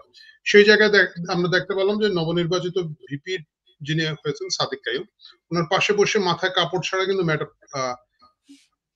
কি যেন প্রেস কনফারেন্স করছেন। সো শিবির ওই লিবারেল লুকটা তাদের রাখবে, এবং আপনি দেখবেন যে ব্যাপক সংখ্যক বাম লোকজনকে শিবির ইনভলভ করেছে, যারা বাইরে থেকে তাদেরকে ক্রমাগত এন্ডোর্স করে দিয়ে যাচ্ছে। আমি দেখলাম যে একজন শিক্ষিকা, উনি বলেছেন যে ভোটে তেমন কিছু হয় না, ওই বল পেনের কালি ছিল না। এই যে টোটাল সেটআপটা তারা করছে, এই লিবারেল লুকটা তারা রাখবে। সুতরাং আমার কাছে মনে হয় না যে ভয় পাওয়ার মতো কিছু আছে। তারা জানে যে আইজ অন দ্য প্রাইস, আইজটা হচ্ছে কি জাতীয় নির্বাচন। এই মুহূর্তে ধরেন কথার কথা, শিবির কালকে জিতলো, জিতার পরে কি করতে পারতো, ধরেন সব হল থেকে ছাত্র দল তাড়িয়ে দিল, 200-400-500 লোক তাড়িয়ে দিল, কথার কথা আমি বললাম আর কি। তাহলে কি হতো? আজকে কিন্তু একটা সাদের দিকে এটা রব পড়ে যেত, আরে এরা তো খুব খারাপ লোক, এদেরকে কেন। শিবির ওটাতে যায় না, শিবির কোন ধরনের এই গ্যাঞ্জামে যাবে না। নির্বাচন পর্যন্ত স্পেশালি তারা খুব স্মুথলি এটাকে রাখবে, লোকজনকে দেখাবে যে ভাই দেখো, আমরাও লিবারেল হতে পারি, আমরাও ভিন্ন মতকে স্পেস দিতে পারি, আমরা কাউকে মারছি না, আমরা সবাইকে আদর আহ্লাদ করে রাখছি। আমাদের মধ্যে থেকে মানে এই যে মাথায় কাপড় না দেওয়া নারীরাও কিন্তু আমাদের সাথে কাজ করছে, to give the confidence to the general voter. আমার তাই মনে হয় যে এটা নিয়ে আশু চিন্তা ভাবনা বা এরকম ভয় পাওয়ার মতো যে মারবে, রক কাটবে, ওই 80-90 দশকের শিবির আর ঢাকা বিশ্ববিদ্যালয়ে যারা ডাকসু জিতেছে শিবির, এই দুইটার মধ্যে স্ট্র্যাটেজিক্যাল ভাবে তারা অনেক পরিবর্তন এনেছে। জি, এখন তারা যে স্ট্র্যাটেজিক্যাল পরিবর্তনগুলো এনেছে, আপনার কি মনে হয় অন্য রাজনৈতিক দলগুলোকে তাদের সঙ্গে তাল মিলিয়ে চলতে হবে? তাল মিলিয়ে না, যার যার রাজনীতি তার তার মতো করবে। এই মুহূর্তে ধরেন আওয়ামী লীগ গত 1 বছর ধরে কোন রাজনীতি করতে পারছে না। মানে যতই তারা বলুক যে আমাদেরকে মারছে, ধরছে, জেলে পুরে দিচ্ছে, সবই সত্যি, কিন্তু তোমার রাজনীতি কোথায়? তাদের কোনো রাজনীতি নাই, কারণ তারা কিছু জানে না। তারা সকলেই শুধু জানে যে আপা কোনো একদিন ক্ষমতায় চলে আসবে। আপনি যদি জিজ্ঞেস করেন যে কিভাবে আসবে, আর বলতে পারবেন না। তার কাছে কোনো প্ল্যান নাই, পরিকল্পনা নাই। সুতরাং এটা হচ্ছে তার রাজনীতি। বিএনপির ধারণা হলো যে আমরা তো ছিলাম 2 ভাই, আমরা আর আওয়ামী লীগ। তো আওয়ামী লীগ তো এখন মরে গেছে, বা পালা গেছে, চলে গেছে, দেশে নাই কে, তো বাপের পুরো সম্পত্তি বাংলাদেশ তো আমার। তো এটা হচ্ছে বিএনপি। এখন যদি বিএনপি বলেন যে তুমি কেন ছাত্রদল ডাকসুতে হারলো, ব্যাখ্যা দাও। মানে হারা দিয়ে কথা না, কিন্তু অনেকগুলো হলে তো নাকি পুরো প্যানেলে দিতে পারে নাই, এবং অন্যান্য বিশ্ববিদ্যালয়ে তাই ঘটছে। তুমি ব্যাখ্যা দাও, তোমার মতো করে একটা ব্যাখ্যা বলুন, অজুহাত বলুন, সেটাই দাও। তুমি কি টাকার কাছে হারছো? তুমি কি মাস্তানতন্ত্রের কাছে হারছো? তুমি কি ক্যাম্পাসে যেতে পারছো না বলতে হারছো? তোমার ছাত্র নেতারা অনেক বয়স্ক বলে কি জেনারেশন গ্যাপ তৈরি হচ্ছে? সে কিছুই খুব স্পেসিফিকলি বলতে পারবে না। সো আপনি যখন রাজনীতি করবেন না, আপনি আশা করবেন কেন আরেকজন বসে থাকবে? It's a competition, it's a race. জামাত তার মতো করে এটার মধ্যে ঢুকেছে, সে তার মতো করে ডিল করছে, এবং সে এটা করার জন্য ব্যাপক এফোর্ট, ব্যাপক লোকজন, সময়, অর্থ দিয়ে সে একটা জায়গায় এটাকে নিয়ে যাচ্ছে। আপনারা বাকিরা পেছাচ্ছেন। বাকিরা, আমি বলি না, কাউকেই বলি না যে জামাতকে কাউন্টার দিতে হবে, no, you have to do your better politics. আপনাকে আপনার পলিটিক্সটা এমন ভাবে করতে হবে যে পলিটিক্স এর কারণে অন্যরা মার খেয়ে যায়, পিছিয়ে যায়। এই পলিটিক্স তো আপনারা গত 8-10 বছর কেউ করছেন না, কিন্তু তারা তো ক্রমাগত করে যাচ্ছে। সো একটা সাময়িক ফলন তো তাদের হবে, এটা অস্বীকার আমি তো করি না। জি, এখন ধরেন তাদের তাদেরকে নিয়ে যে ভয়, এই যে কালকেই তারা হিজাব হিজাব বলে স্লোগান দিল, হ্যাঁ, এটা কি তাদের একটা স্ট্র্যাটেজিক্যাল মিস্টেক হয়ে গেল, যে কারণে অনেকে একটু আতঙ্কিত বোধ করছে? না না, কেউ আতঙ্কিত বোধ করছে না। কে আতঙ্কিত বোধ করছে? আপনি কারা এই যে দেখেন? আপনি অনেকেই বলছে যে হিজাব পড়তে হবে, এই অনেকে যারা বলছে তারা তো ক্যাম্পাসের অংশ না। মানে জিনিসটা হচ্ছে কি, ধরেন ক্যান্টনমেন্টের ভিতরে বুট বুট বলে কথা বলছেন, আমি বাইরে আছি, আমার স্যান্ডেল পরতে আরাম লাগে, আমার তো আতঙ্কিত হওয়ার কিছু নাই। ক্যান্টনমেন্টের সৈনিকরা তো বুট পরবে, তার পায়ে চপ্পল পরে আমার মতো যাবে না লেফট রাইট করতে। ওরা যদি আতঙ্কিত হয় তাহলে আমি চিন্তা করতে পারি, বলে আরে ভাই, আগে তো সৈনিকরা স্যান্ডেল পরে যুদ্ধ করতো, এখন তোদেরকে বুট পরতে দিবে, সৈনিকরা রাজি না।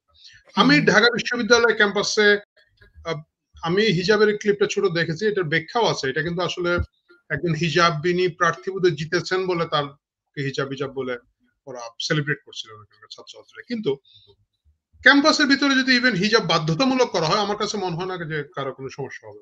তো আপনার কি মনে হয় তারা গোলাম আজম, নিজামী, মুজাহিদ এদের ছবি ফেরত নিয়ে আসবে ঢাকা বিশ্ববিদ্যালয় ক্যাম্পাসে? অবশ্যই, বিশেষ করে ধরেন ডাকসু ভবনে এখন তো গোলাম আজম তো অফিসিয়ালি ডাকসুর জিএস ছিলেন, তোর ছবি তো টাঙাবে এবং বাকিদের মানে ছবি টাঙাবে। মানে আপনি হয়তো একটা হলের নাম শহীদ কাদের মোল্লা হল হইতে পারে, এটা হতে পারে, এটা এই জায়গাগুলো তো থাকবেই, এইটুকু তারা করবে। না করে একসাথে জিতলো কেন? রাইট। তো সেগুলো যদি করে, সেগুলির প্রতিক্রিয়া কি হবে? কোনো প্রতিক্রিয়া হবে না। তা সেগুলো যদি করবে, তারা তো নির্বাচিত বডি, তারা যদি করতে চায়, ভিসিও তাদের, ভিপিও তাদের, তারা যদি করতে চায় তারা করতেই পারে। আপনি ডেমোক্রেসি মানবেন আর আপনারটা চাপা দিবেন, তা তো হবে না। আমি যদি ঢাকা বিশ্ববিদ্যালয়ের সিদ্ধান্ত না যে নিজামীর নামে একটা পাবলিক লাইব্রেরি, ধরেন ইউনিভার্সিটি লাইব্রেরি, সেন্ট্রাল লাইব্রেরিটার নাম করে দিল নিজামী, এখন করে দিবে। এখন এটা যদি ডাকসু বসে সিদ্ধান্ত নেয়, ডাকসুর ভিপি এবং ভিসি দুজন মিলে যদি সিদ্ধান্ত নেয়, মানে প্যানেল তো বাকিরা আছে, এবং সেটা যদি ঢাকা বিশ্ববিদ্যালয়ের ছাত্রছাত্রী এন্ডোর্স করে, এটা হবে। ওকে, ধরেন হইলো, নাম হইলো শহীদ, শহীদ কি বলবো এটাকে, আলী হাসান মোহাম্মদ মুজাহিদ পাঠাগার, হতে পারে ঢাবি। হ্যাঁ, তো ধরেন তাহলে কি ইতিহাসের চাকা উল্টো দিকে ঘুরবে? না না, ইতিহাসের চাকা তো ভাই ইতিহাসের মতো থাকে। এখন আপনি একটা বেড়ালকে ধরে রং করে এটার নাম দিচ্ছেন রয়্যাল বেঙ্গল টাইগার, আপনার বাসায় একটা খাঁচার মধ্যে ঢুকে রাখছেন, বাইরে সাইনবোর্ড লেগে রাখছেন রয়্যাল বেঙ্গল টাইগার থেকে সাবধান। আমি ভিতরে ঢুকে দেখলাম বিড়াল তো বিড়ালি, মিউ মিউ, বিড়ালের গতিপথ পরিবর্তন হচ্ছে না, বিড়াল বিড়ালি আছে। আপনি এটাকে বাঘ হিসাবে খাঁচায় রাখছেন এবং আমার বলছেন আরিফ ভাই সাবধান, আমার বাসায় ঢুকবেন না, বাঘ আছে। আপনার ফিলিংস। তো আপনি এই কি বলা যায়, রাজাকার, মুজাহিদ বা নিজামীর নামে একটা লাইব্রেরির নাম কেন? আপনি ঢাকা শহরের নাম বদলায় জাহাঙ্গীরনগরের মতো নিজামীনগর বানায় দেন, এতে কি আসবে? এটা কি সহজ?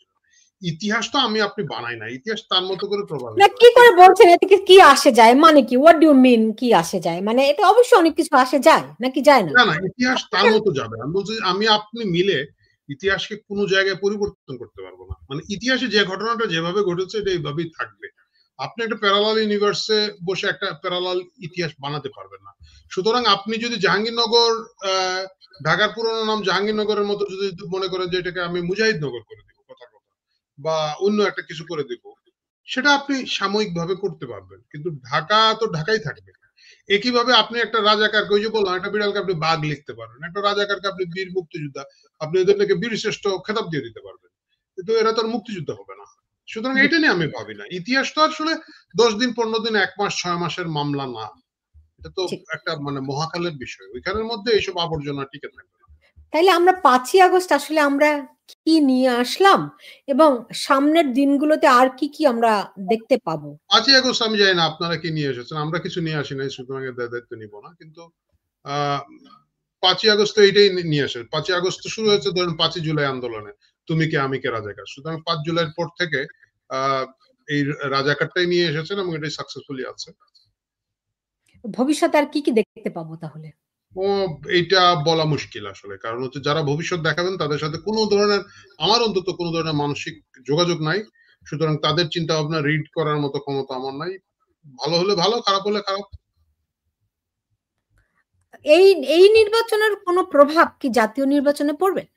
সিরিয়াসলি পড়বে। আপনি আমার মনে আছে আমরা তখন রাজনীতিতে সক্রিয় বা মানে খুব আমাদের ইয়াং বয়স, যখন হচ্ছে যে আমি ব্যক্তিগতভাবে মনে করি যে 90-তে যদি ডাকসুটা ছাত্রদল না জিততে পারতো ফুল প্যানেল সিঙ্গেল এবং আরো ইউনিভার্সিটি গুলো, তখন আমরা ইউকসু জিতেছিলাম, জাকসু, রাকসু এগুলো জিতেছিলাম। চাকসুতে খুব সম্ভবত এজিএস মানে ঐক্যবদ্ধ হয়ে শিবিরের বিরুদ্ধে জিতেছিল। ওইটার একটা বিশাল এফেক্ট তরুণ ভোটারদের মধ্যে পড়েছিল। এবং 91 এর নির্বাচন মূলত যে কোনো নির্বাচনের ফলাফল কেন চেঞ্জ হয়, মানে ধরেন গত এক বছর যারা সবাই বিএনপির ভোট দিল, পরের বছর কিন্তু এরা সবাই আওয়ামী লীগের ভোট দেয় তা না। ওই ভোটার গুলো মোটামুটি যে যেখানে ভোট দেয়, যারা আওয়ামী লীগেরই প্রতিবার ভোট দেয়, যারা বিএনপি তারা প্রায় বিএনপিতেই সবসময় ভোট দেয়, খুব কম সুইং হয়। তাহলে সুইং ভোটারটা আসে কোথা থেকে? সুইং ভোটারটা আসে তরুণ যারা নতুন ভাবে জয়েন করেন, যাদের বয়স 18 প্রথমবার ভোট দেয়।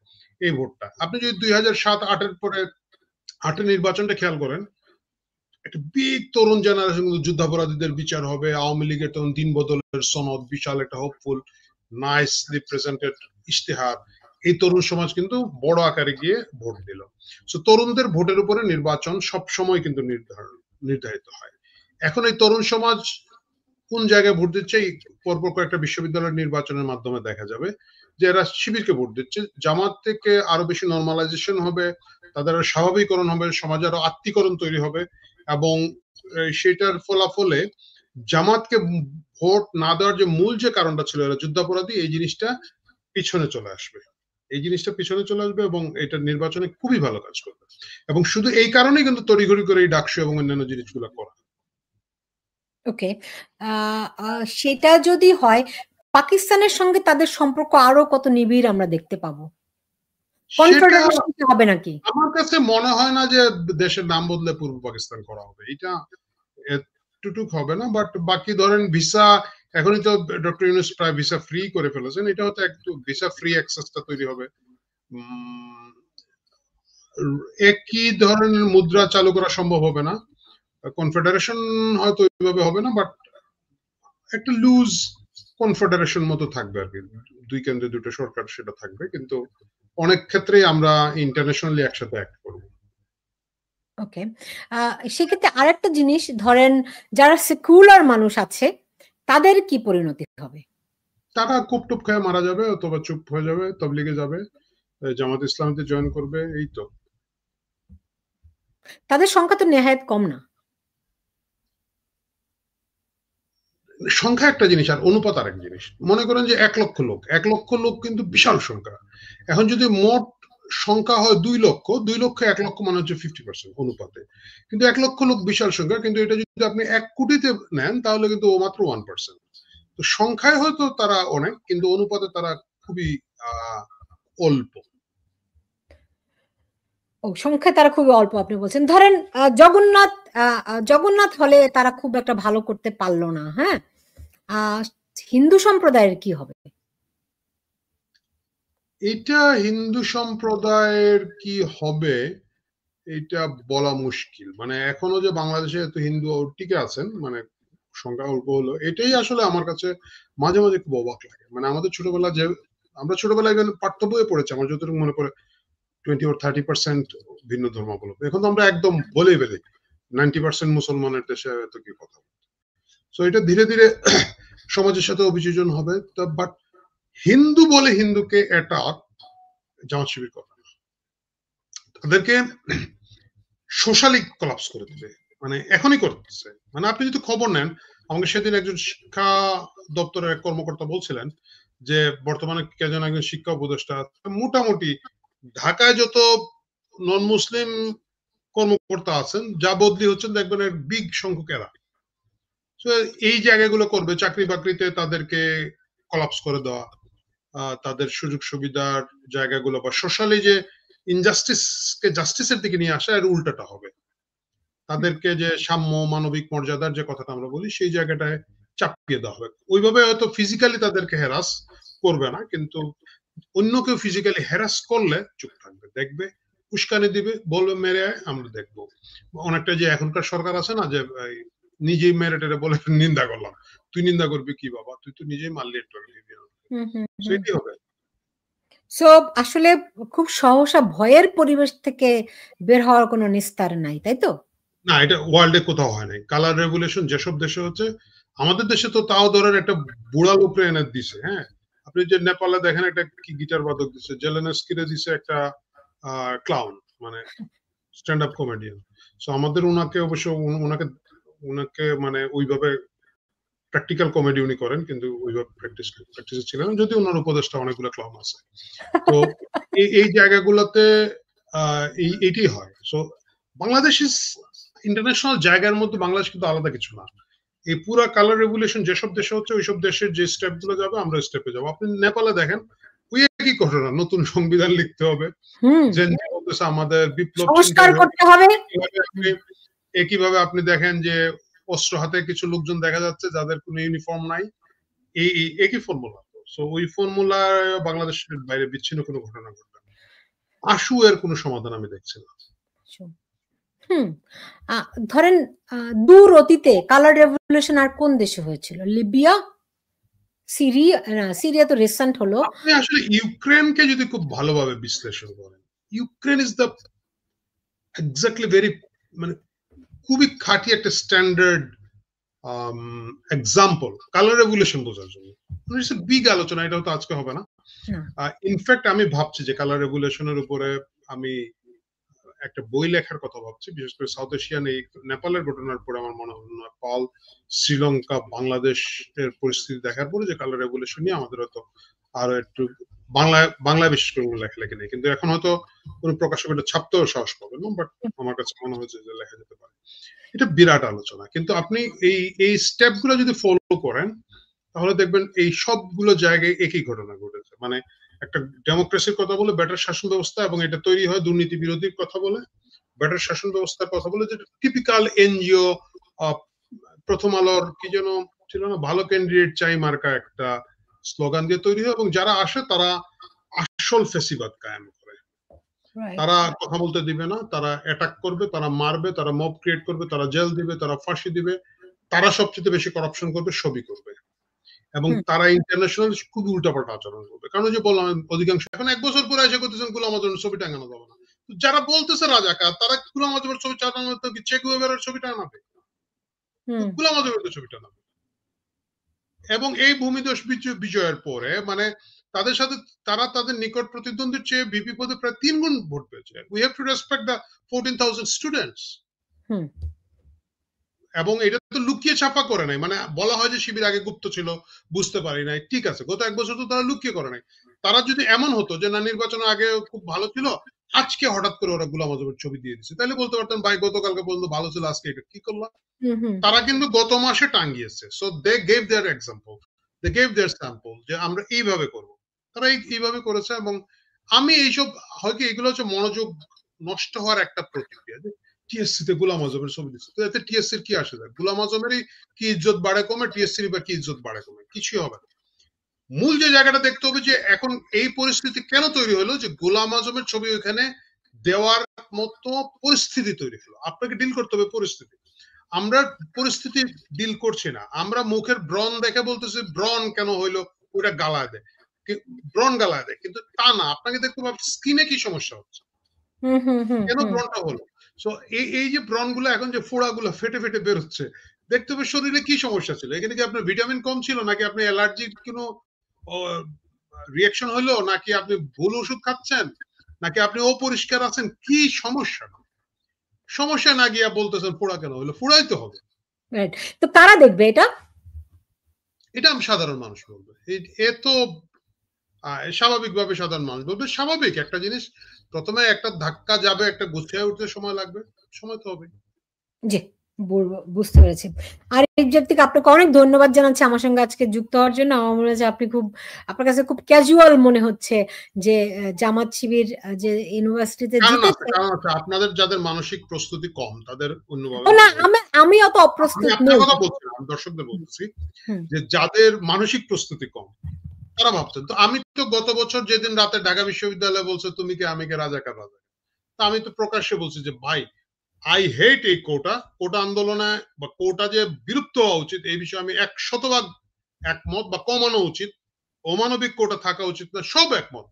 ভাই আমি আপনাদেরকে সালাম আদাব, যারা রাজাকার হইতে চান তাদের মতো রাজনীতি করেন ভাই। আমি তো তখন জানি যে এই স্লোগানটা 1 বছর আগে উঠেছে। তো 1 বছর পরে ডাকসু হবে। এই যে আজকে আমি আপনার সাথে খুব ক্যাজুয়ালি বলছি যে আগামী নির্বাচনে জামাত যাবে, কারণ আজকে যদি ডাকসু জিতে স্বাভাবিক হচ্ছে 6 মাস পরে জাতীয় নির্বাচনে জামাতের যাওয়া উচিত। তো আমি যেহেতু আজকে এটা মেন্টালি জানি, ওই দিনের নির্বাচনের ফলাফল দেখে তো আমি হঠাৎ করে লাফ দিয়ে উঠবো না। আমি হয়তো এখন থেকে প্ল্যান করবো যে কেন তারা গেলে লাভ বেশি না ক্ষতি বেশি, কি ক্ষতি হলো, সেটার বেটার সলিউশন কি। কিন্তু লাফ দিয়ে ওঠার মতো ইমোশন, এই ইমেচিউরড ইমোশনের জায়গাটা তাদেরই হয় যারা রাজনীতিতে অপ্রস্তুত অবস্থা ধরা খেয়ে যায়। এটাই হচ্ছে আমার ব্যাখ্যা। জি। আরিফ জব্তিক, আপনাকে অনেক ধন্যবাদ জানাচ্ছি আমার সঙ্গে আজকে যুক্ত হওয়ার জন্য। আপনি ভালো থাকুন। ধন্যবাদ। জি।